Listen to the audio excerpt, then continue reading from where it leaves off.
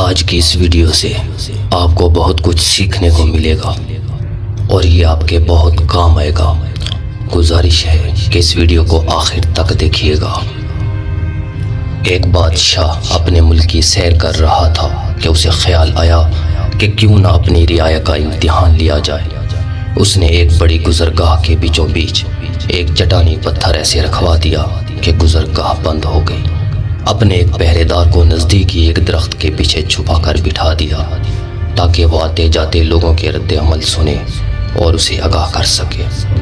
اتفاق سے جس پہلے شخص کا وہاں سے گزر ہوا وہ شہر کا مشہور تاجر تھا، جس نے بہت ہی نفرت اور حقارت سے سڑک کے بیچوں بیچ رکھی اس چٹان کو دیکھا تو اس نے ہر اس شخص کو بے نقط اور بے حساب باتیں سنائیں جو اس حرکت کا ذمہ دار ہو سکتا تھا۔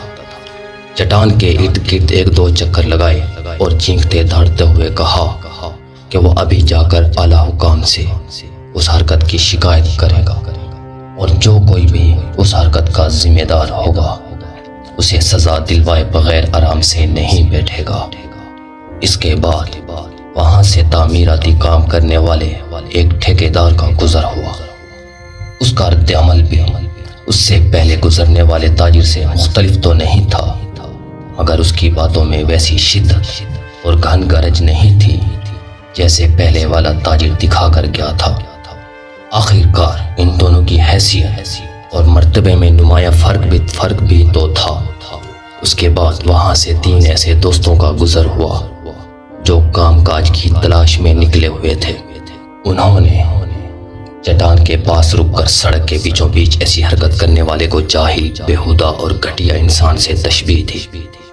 کہکے لگاتے اور ہنستے ہوئے اپنے گھروں کی طرف چل دیے۔ اس چٹان کو سڑک پر رکھے 2 دن گزر گئے تھے کہ وہاں سے ایک مفلوک حال اور غریب کسان کا گزر ہوا۔ کوئی شکوہ کیے بغیر جو بات اس کے دل میں آئی وہ یہ تھی کہ وہاں سے گزرنے والوں کو تکلیف ہوتی ہوگی۔ اپنے ہمدردانہ احساس کی وجہ سے وہ چاہتا تھا کہ کسی طرح یہ پتھر وہاں سے ہٹایا دیا جائے۔ ایک وزنی پتھر کو اکیلے وہاں سے ہٹانا بہت مشکل کام تھا، لیکن اس نے ہمت نہ ہاری اور اپنی مضبوط لاٹھی سے زور لگا کر بڑی جد و جہد کے بعد چٹان نما پتھر وہاں سے ہٹا دیا۔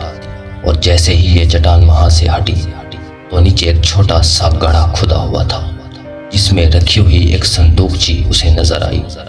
کسان نے کھول کر دیکھا تو اس میں سونے کا ایک ٹکڑا اور خط رکھا تھا جس میں لکھا تھا کہ حاکم وقت کی طرف سے اس چٹان کو سڑک کے درمیان سے ہٹانے والے شخص کے نام، جس کی مثبت اور عملی سوچ نے مسائل پر شکایت کرنے کے بجائے اس کا حل نکالنا زیادہ بہتر سمجھا۔